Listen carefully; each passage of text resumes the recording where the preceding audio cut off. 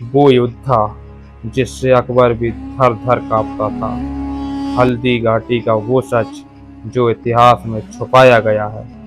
दोस्तों, आज हम बात कर रहे हैं भारत के महान शासक महाराणा प्रताप के बारे में। इतिहास किताबों में नहीं, रणभूमि की मिट्टी में लिखा जाता है। आज बात उस शेर की है जिसने महलों के आराम को ठुकरा कर घास की रोटी चुनी, लेकिन कभी किसी विदेशी आक्रमणकारी के आगे सिर नहीं झुकाया।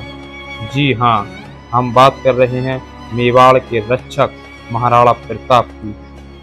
जब पूरा हिंदुस्तान घुटने टेक चुका था, तब 7 फीट 8 इंच का वो महामानव 80 किलो का भाला लेकर खड़ा था।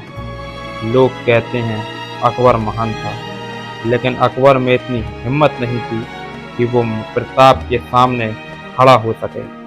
हल्दी घाटी के उस भयानक युद्ध में जब प्रताप ने बहलोल खान के घोड़े समेत 2 टुकड़े कर दिए थे, तब मुगलों की रूह कांप गई थी। सिर्फ हल्दी घाटी ही नहीं, दीवार का वह युद्ध याद करो जिसे मेवाड़ का मैराथन कहा जाता है। प्रताप ने छापामार युद्ध से मुगलों की कमर तोड़ दी थी। उनका घोड़ा चेतक जो हवा से बात करता था, और उनका हाथी राम प्रसाद जिसके आगे अकबर के दर्जनों हाथी फेल हो जाया करते थे। प्रताप सिर्फ एक राजा नहीं, एक वह इंसान थे। अगर आज भी आपकी रगों में भारत का खून दौड़ता है, तो आप उनके बारे में विस्तार से पूरी वीडियो को जरूर आखिरी तक देखें।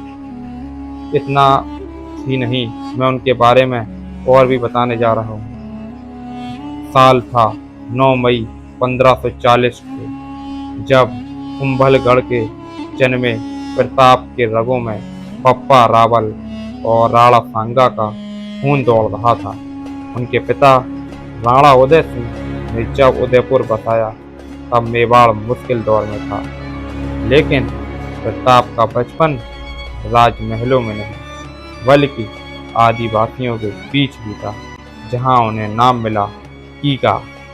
यहीं से उन्होंने सीखा कि असली ताकत महलों में नहीं, अपनी मिट्टी और लोगों के प्यार में होती है। जब अकबर ने मेवाड़ को चारों तरफ से घेर लिया और संधि के प्रस्ताव भेजे, तो प्रताप का जवाब साफ था। मेवाड़ स्वतंत्र था, स्वतंत्र है, स्वतंत्र रहेगा। अब हम बात करते हैं 18 जून 1576। इतिहास का सबसे खूनी पन्ना। एक तरफ अकबर की 80,000 की टिड्डी दल जैसी सेना जिसका नेतृत्व मानसिंह कर रहा था, और दूसरी तरफ सिर्फ 3,000 जांबाज राजपूत और भील सैनिक थे।